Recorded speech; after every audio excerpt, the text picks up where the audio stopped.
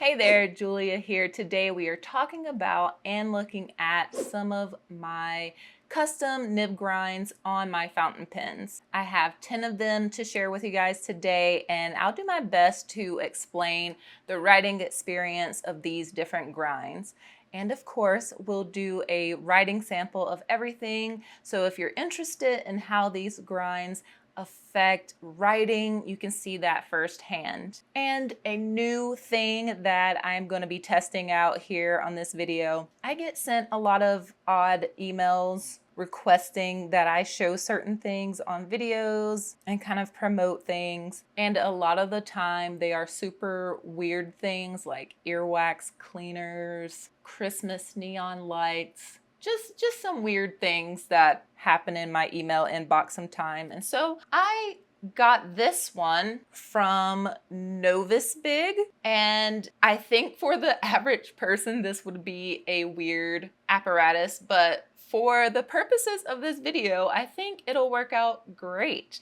It is a magnifier that attaches to like your desk, or in my case, my tripod, and so it has a light on it and you can change the temperature of the light, but it's gonna be perfect for showing you guys the nibs a little closer. So hopefully that will be helpful as we go through the nibs and I can kind of show you how they differ from each other. But let's do some quick background on some of the stock / standard nibs that you get on fountain pens if you're a total beginner on fountain pen offerings. So you typically see extra fine, fine, medium, broad, double broad, not so common, and then 1.1 stub. We are not going to get into the rabbit hole of some brands having nibs outside of these that I'm calling standard, because that exists.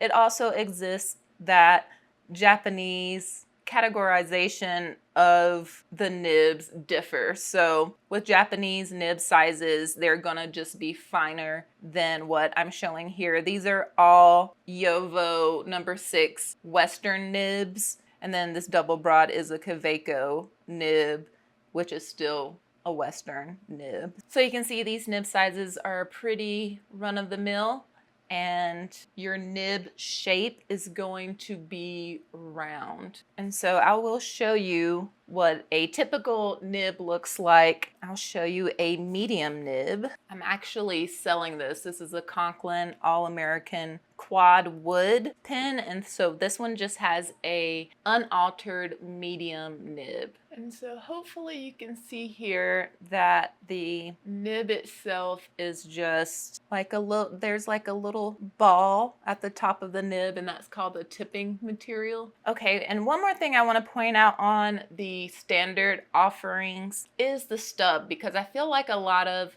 custom grinds fall into a stub-like category, and so I think it's important to show it. I really hope you guys can see this.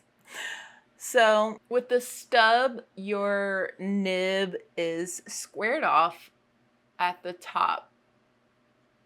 And so you don't have that little ball of metal hanging out at the tip of the nib. And the big benefit with a stub is that you get some line variation, but you also have to watch your writing angle just a bit. And I'll show you that on this paper.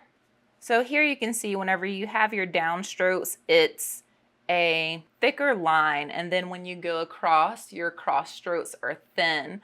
So whenever you write, you typically just want to have this same angle and not like twist your pen around on the side as you're going. So that's kind of the trick with the stub. And then as you can see, the stub is quite thick because they are typically made from, let's say, medium or broad nibs. One nib that I did want to include that's kind of a custom grind, but you can buy it stock from Estabrook, is their mini stub. I have the mini stub right now on this Estabrook SD in Winter White. And a mini stub is what it sounds like. It's a miniature version of a stub. It's made from a fine nib. And so you do get less line variation, it is a lot more subtle. It is squared off at the top there. So yeah, hopefully you can see that it is squared off. It is very subtle.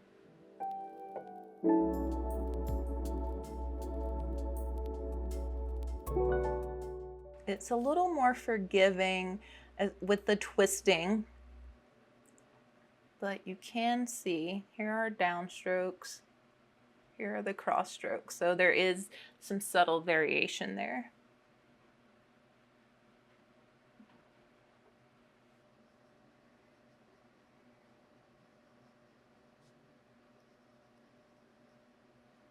Okay, and from here we're just gonna take off. I'm gonna go in the order that I got them done. I've gotten my custom nib grinds at pin show appointments and one of them via a mail-in service. I will put the nibmeisters that I've worked with down in the description if you want to check anybody out. Check out their services, what they offer, where they're gonna be, all of that good stuff. So let's start with the first one. This one is a popular one. It's the Cursive Smooth Italic. You will get a little more line variation in this one when compared to the Stub. It has just a thinner area of page contact than the Stub, and then if you've ever seen an Italic, which is like a Stub but just really sharp, these are just a little bit easier to work with. So I think I'm gonna do the writing sample first, and then we can take a look at what the nib looks like under the magnifier.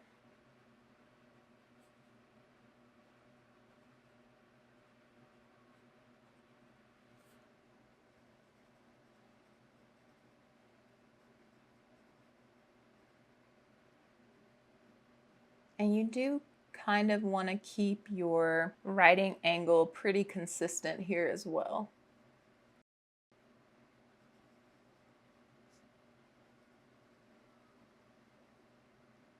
This works really well for me because I feel like my everyday writing is kind of print, but the letters kind of link together like cursive, so it just feels very natural and very flowy in my hand. So I really like this grind.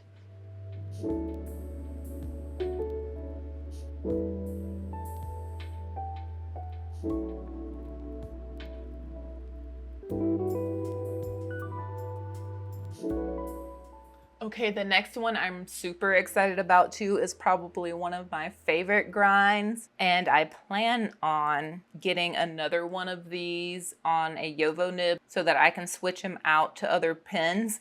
But this is the Imperial grind by Cursive. The last one was also by Cursive, but a lot of nibmeisters offer the Cursive Smooth Italic.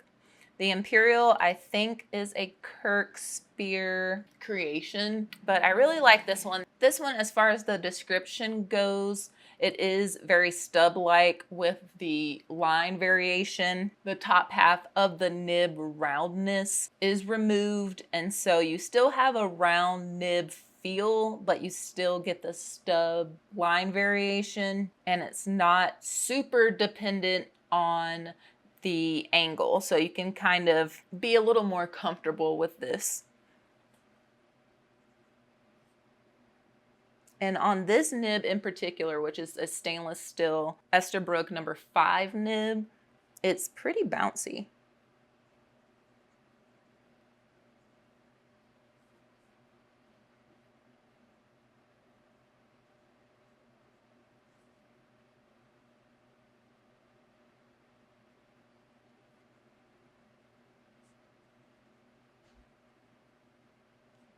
Again, super comfortable with my writing style, and it does show a little bit more forgiveness with maintaining that sort of straight angle as you're writing.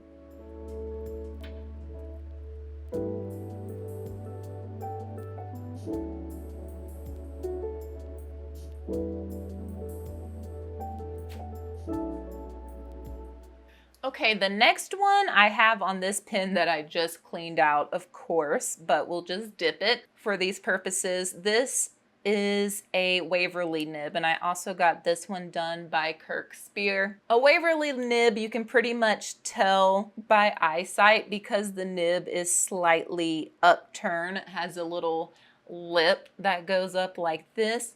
It's really great if you have a lower writing angle, and I like it for like my fast, lazy writing, I call it, is when I'm just like chilling, sitting back in my desk and I need to write something real quick. Like, I think I have a lower writing angle whenever I'm writing fast and leisurely, I guess. So I really like a Waverly nib. And any of the pens that I'm dipping, I'm going to be dipping them in Pilot Namiki Blue.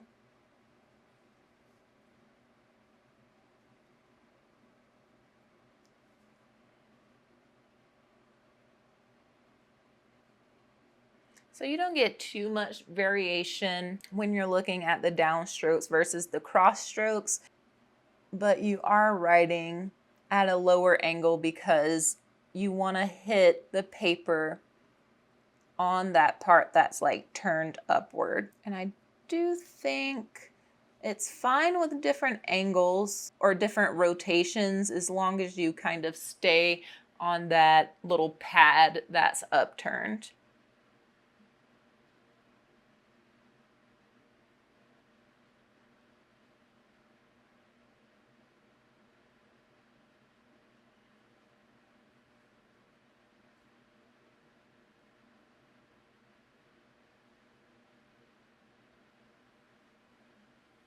Okay, the next grind is the journaler nib, and this is done by Gina Celerino of Custom Nib Studio. This is a very popular grind as well. Gina developed this for Esterbrook based on their vintage nibs. This one starts typically as a medium nib, but you can of course get this grind from other starting points, but traditionally that's where the journaler nib is ground from. It is somewhat of like a smooth stub italic mix, pretty similar to the Cursive smooth italic, I feel like, but it just adds a really subtle flair to your writing. You get a little bit of line variation, but it's not as dependent on your angle, your writing angle as well.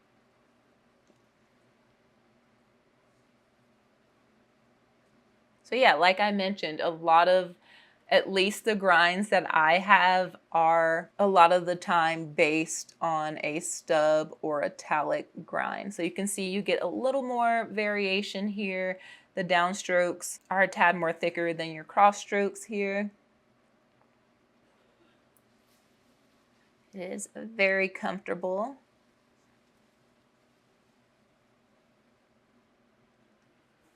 And yeah, it just adds a little something, especially you can see like in Goodbye, just how you get a little bit of a thinness, a little bit of a flare going up to the Y there.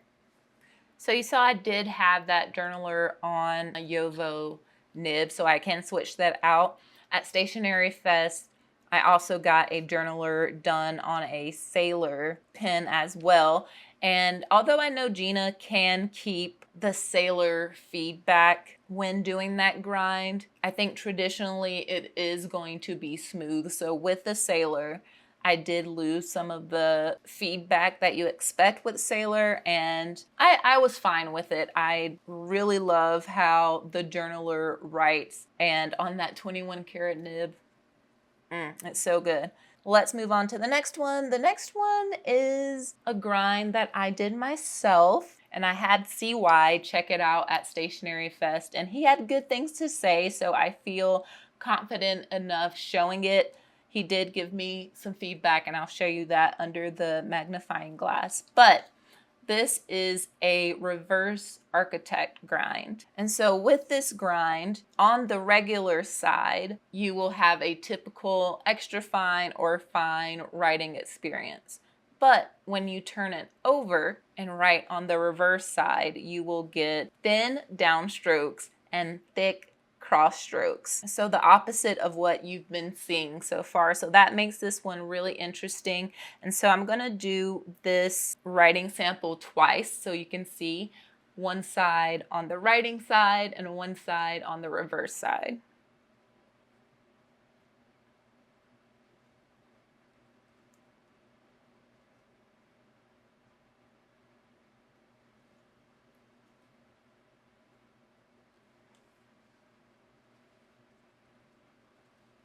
Here is the writing side.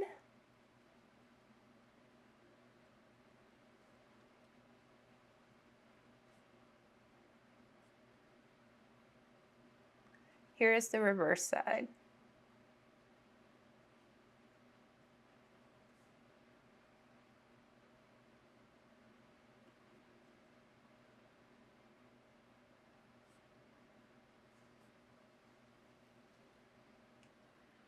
It's kind of hard to do with cursive. Usually a good architect grind is good for like big block letters, all caps, sort of like this situation here. But it's a really fun grind. And I feel like this is super special because I was able to do it for myself. So at Stationery Fest, CY just pointed out that my symmetry could be a little bit better on the two tines, just the shape on the ends of them. It's very subtle and I doubt that you'll be able to see it on camera, but I do plan on revisiting this grind and seeing if I can tighten it up a bit. Okay, then rest of the grinds are gonna be grinds that I got at Stationery Fest in New York in early August. The first one is another Gina Celerino grind, and it is their perspective grind. And I have it on a Yovo nib. This pen is by Tailored Pen Company, but I just took whatever pen just because it didn't really matter. I can swap this nib out to a bunch of other pens that are compatible with a Yovo. Like this nib is an Esterbrook medium nib. I had an abundance of those, and so I wanted to try out this perspective grind. And so this one is similar to the Architect, but your width of the line changes with the angle that you're writing. I think traditionally with this grind you want to start at a broader nib, but I did do a medium nib, so this is a little more subtle than it would be traditionally.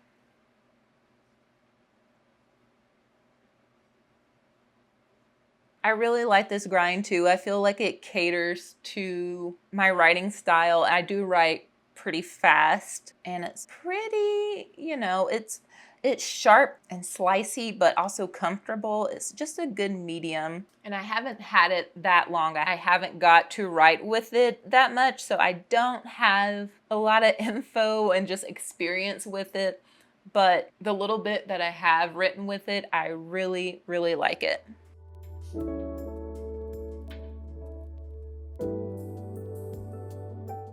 This one definitely comes to more of a point at the end versus being more stub-like.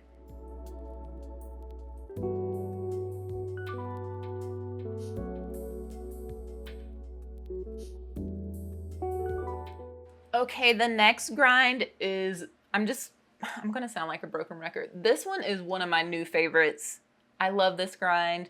This is by CY and it's called the Mini Sankakusen. And this grind is also known as the Naginata Togi.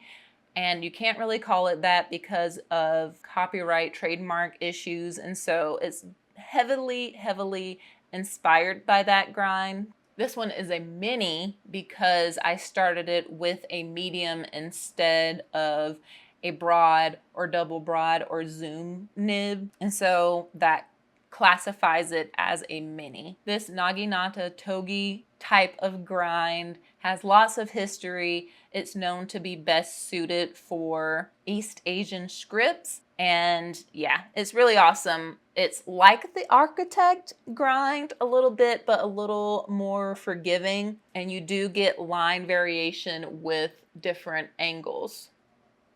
So that was a lower angle here. I think I just have a slightly lower writing angle.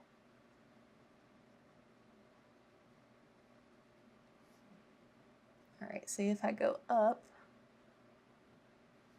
down,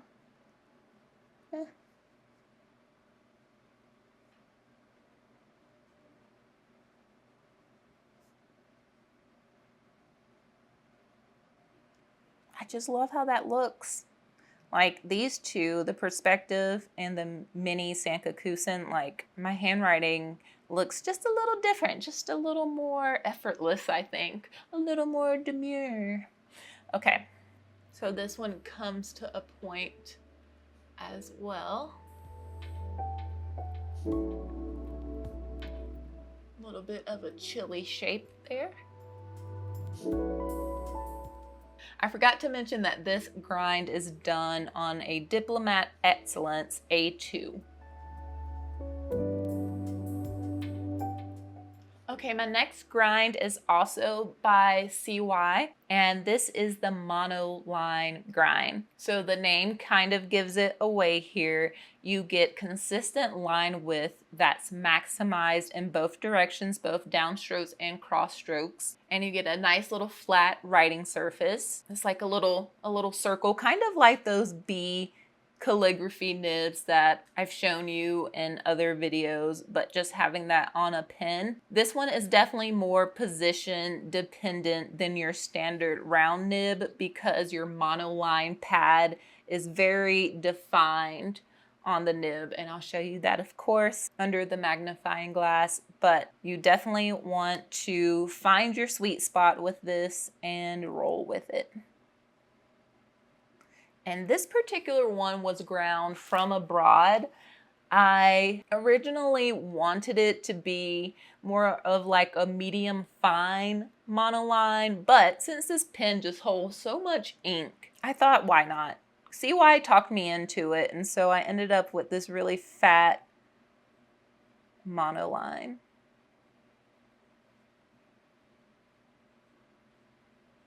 So yeah, you can see you have to write a little larger in these grid spaces to make it do.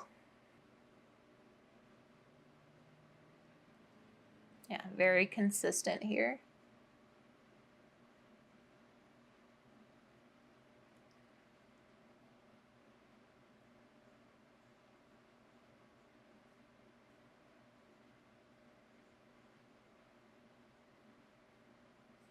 And it just causes you to write just a little different there, but it's super fun. And I cannot wait to do just some fun headlines, some fun letter writing, card writing with this nib.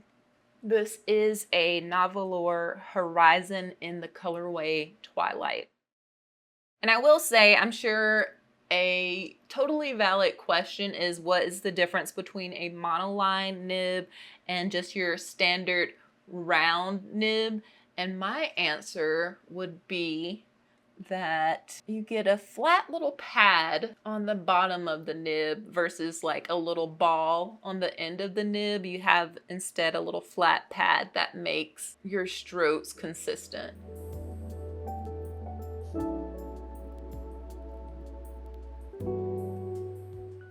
I know this one may be a little harder to see just because it's a dark coated nib. And per usual, I don't have enough room for everything. I wasn't going to count mini Stub as a custom nib grind, but I did want to show you what it looked like. So little change of plans there. But the next grind was done by JC, aka the Nib Tailor, and it was done on my Pelikan M600 in transparent white.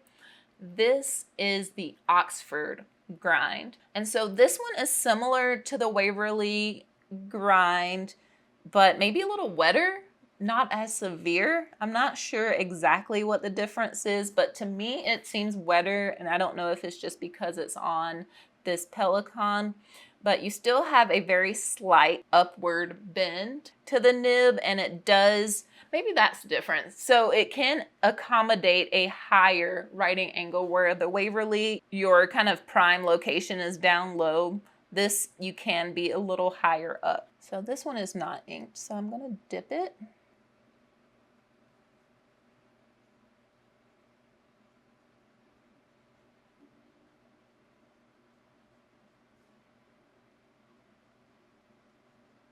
I would say this one is good for lazy writing as well.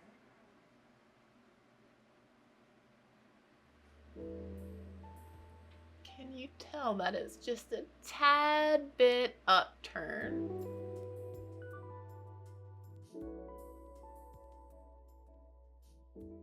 And this was done on a medium nib. I was thinking about this one, and I do like the way it writes, but I might want to keep the grind shape, but just thin out the line a little bit. Because I really like this pen, but I kind of want to use it for a little bit more everyday writing as well. And it's just a little too thick for my liking, but I really do like the grind. Okay, I'm just gonna hop over on this side of the paper as I typically do in these situations. The last grind that I have to show you is also by JC, aka the Nib Tailor. And this was done on my Banu Euphoria in Iced Caramel Latte. Again, this one doesn't really matter because this Schmidt nib can be pulled out of here and put in another Banu Euphoria. But this grind is called the Seamstress grind. So the writing side of this nib is a fine point now. It started off as a broad. On the reverse, you have thin verticals, thick cross strokes, and your variation, your width variation does change with writing angles. So it's kind of similar, I think, to the perspective grind, but it's kind of like a reverse perspective is what I'm getting out of that. Again, I haven't spent a lot of time with this one, so I don't have the most experience when it comes to this grind, but from the description, that's what I can give you, and then of course the writing sample. So since this one mentions reverse writing, I'll do reverse writing here as well. This grind is inspired by brushstrokes in East Asian calligraphy as well.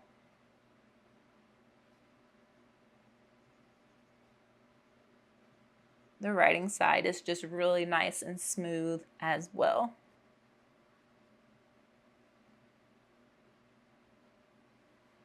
And it's a little slicey.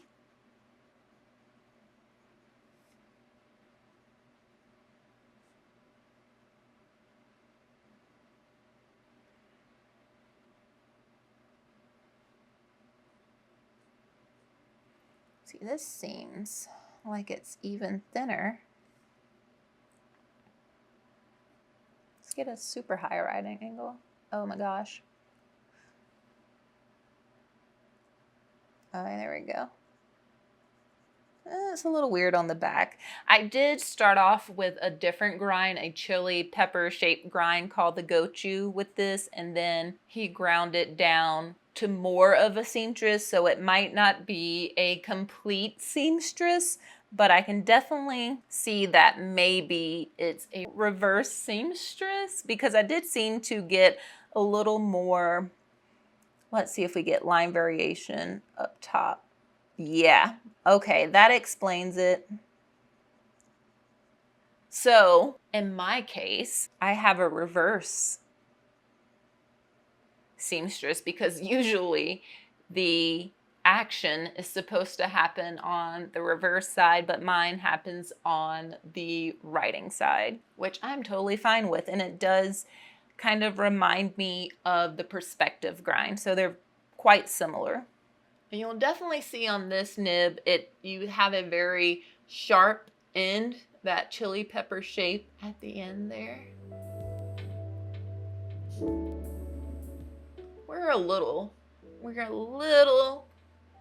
feedbacky, scratchy almost on the reverse side. So I may smooth that out myself. Just a tad, but yeah, lovely writer. So yeah, those are my custom nib grinds that I have. I really love custom grinds and playing around with writing experiences, and I'm just loving learning more about them and just talking to nibmeisters in general, like super fascinating. They're all so nice, at least the ones that I've worked with so far. But like this video if you had some fun, subscribe if you like chatting about pens, inks, journaling, planning. What grinds do you have? Or what grinds do you want to try? What grind should I try? Let me know down in the comments. And before I leave you, I'm going to toss you to this video right here where I attempt to purge all of my fountain pens except for like 10 of them. If they all had to go, these are the ones that I would keep. Thank you guys so much for watching, and I'll catch you all in the next one.